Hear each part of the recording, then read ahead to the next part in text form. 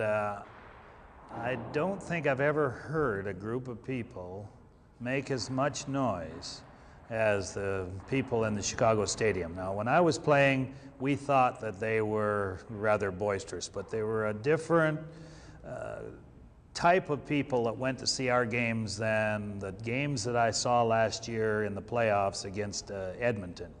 I don't think I've ever heard the din, the noise that I experienced when I went down to watch the Edmonton Oilers play against the Blackhawks in the final game of the Blackhawks season.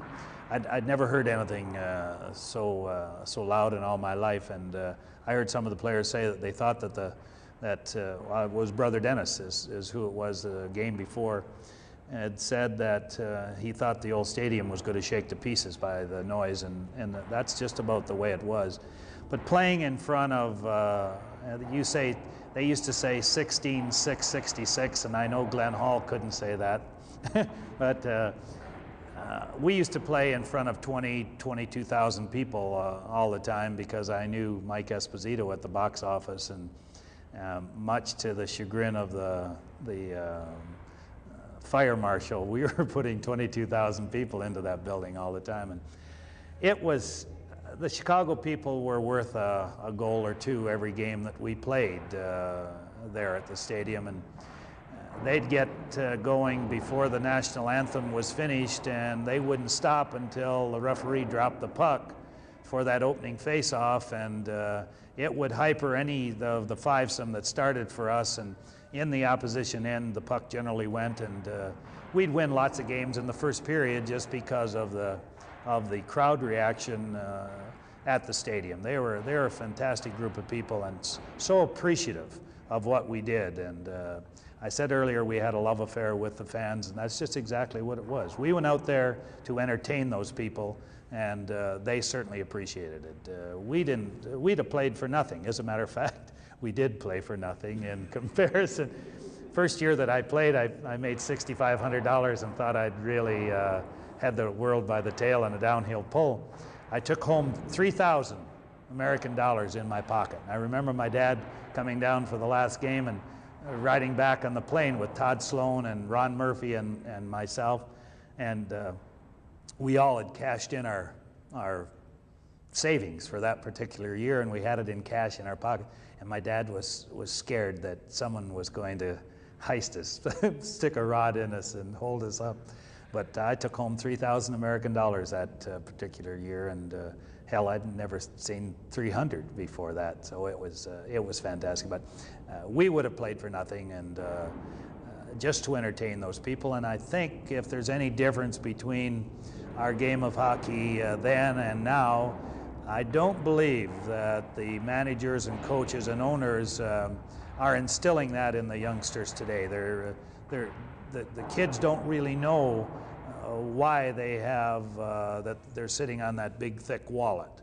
They don't realize it's because of those people, that those 20,000 people that come and watch game in and game out and want to be entertained. The kids today just don't realize that they should go out there game in and game out and entertain those people royally. Then you have a successful franchise. What in your life today, is there anything that's filled that void of that kind of excitement?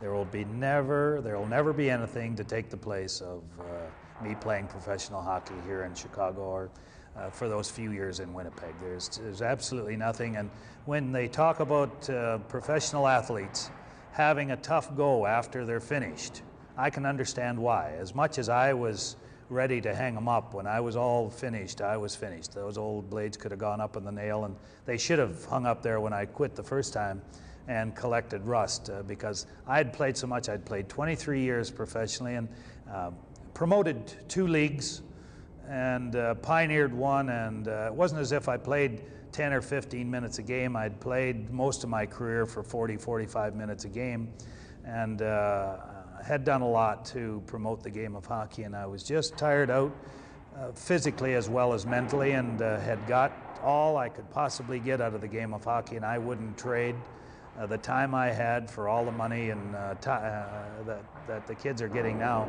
There's just no way they could enjoy themselves like we did back then, and I'd had my fun, I'd had my go of it, and I could hang them up, and I had the cattle that I'd been involved in for some 20 years during the time that I played, and I had something to fall back on, so I wasn't just left out in the cold. Now, for instance, a guy like Orr, whose career ended abruptly about halfway through it, now, he had a tough time adjusting to being away from the game of hockey, the game that we loved and that we had been so much part of our life, because he'd only played half of his career. And through injury to his knee, he had to leave the game, and he found it very, very tough to get out. And there are a lot of athletes that find it so tough that they just go right from the spotlight here right down to the depths of despair. And the reason you didn't is because you had your fill, 23 years, plus you had the cattle ranches. Yeah, and I had planned for retirement. I had suggested it several years before, and every time that when we'd win the Avco Cup, when I'd take the equipment off and I'd tell my kids, I'd say, Bob, Blake, Brett, this is the last time you can take this equipment home and do whatever you want with it. But there was always that next year that when I'd have a summer of rest, that I wanted to get back at it again. But that last training camp I went through, I knew that I'd had enough of it. It just wasn't fun anymore. Your brother told us last week that everything you touch turns to money.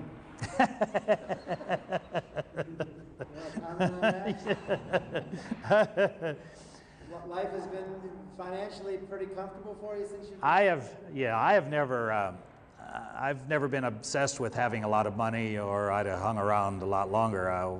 When I bought myself out of the contract in Winnipeg because I didn't enjoy, as I said earlier, I didn't enjoy the winters in Winnipeg.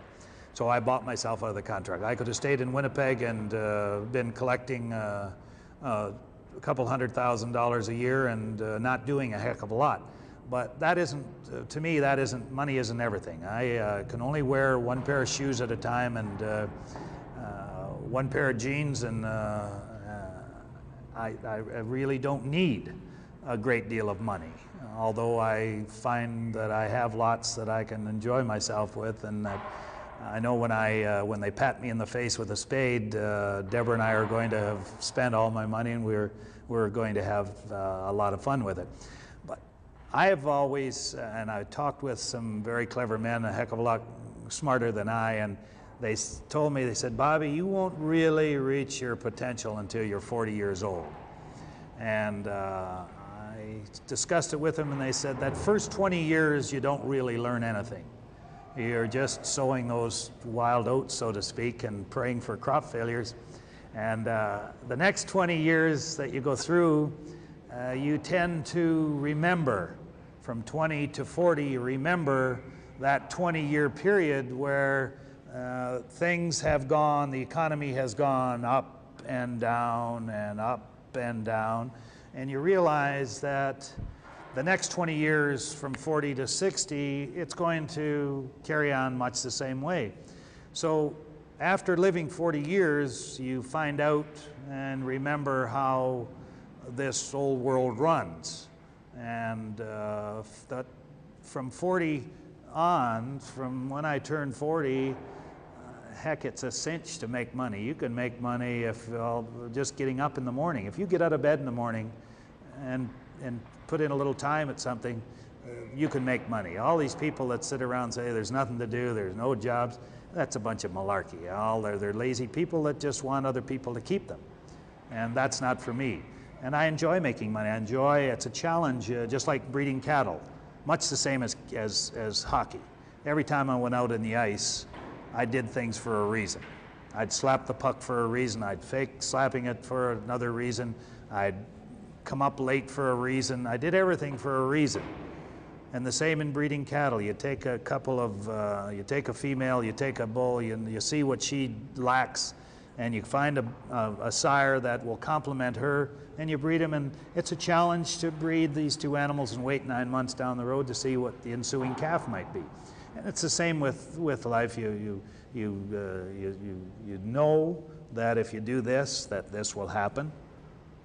And it's so easy that I find it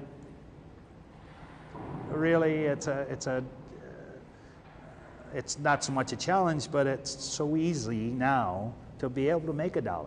You can, Tell us some other easy ways other than I don't have any goals now at the moment. Sometimes I feel like one. I think the most important thing, and of course I'm no expert, there are a lot of people with a heck of a lot more money than I and that have made it a lot easier than I, but I think the first thing you have to have guts, and you have to take a chance. And I've found that you do the first thing that comes to your mind. If you're contemplating doing something and you think it's going to work, then you do it. You don't second guess yourself, you go ahead and do it. I made the best deal of my life. We were sitting in the bar and we're half Biff, this other fella and I, and we pulled a paper napkin out of one of those steel dispensers. And he said, we'll do this and we'll do that. And I said, no. I said, we're going to do it this way, and that way. And he thought he'd got a good deal, and I knew I had. And that deal turned out to make me $500,000. So it was something that I knew that was right. And no matter where we were or what we were doing, that's the way it was going to be done. So you do the first thing, always. It's just like meeting people. I meet you for the first time, I form first impressions, and they're not very often wrong. Very seldom do I have to go back and say, I made a misjudgment of that person. Those first impressions are very important. Same in business. If you see something that you think is going to work, jump on her and do it.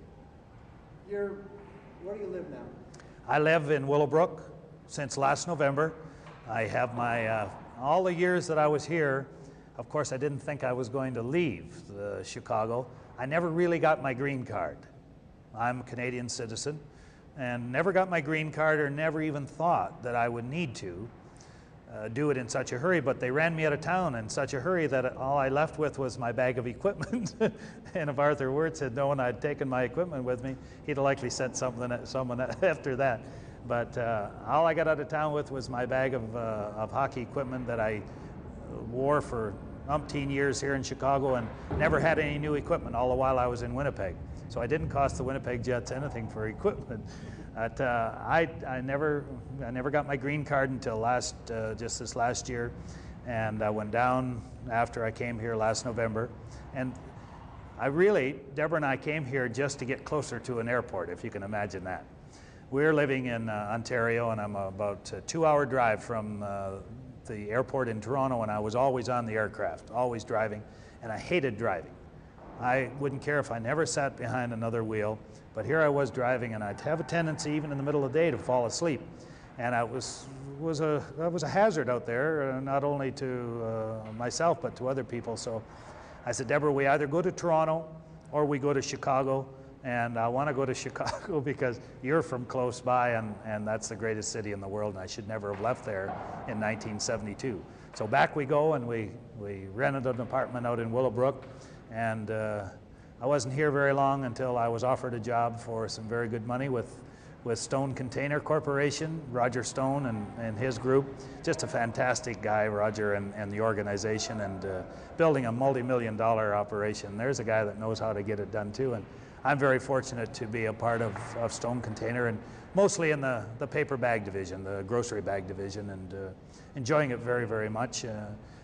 We leased this apartment with the option to buy it, this condominium, and went ahead and did it, and went downtown, made a couple of phone calls to some very nice people here in Chicago that appreciated me while I was here, and went down within 20 minutes. I had my green card, and we were off and running again.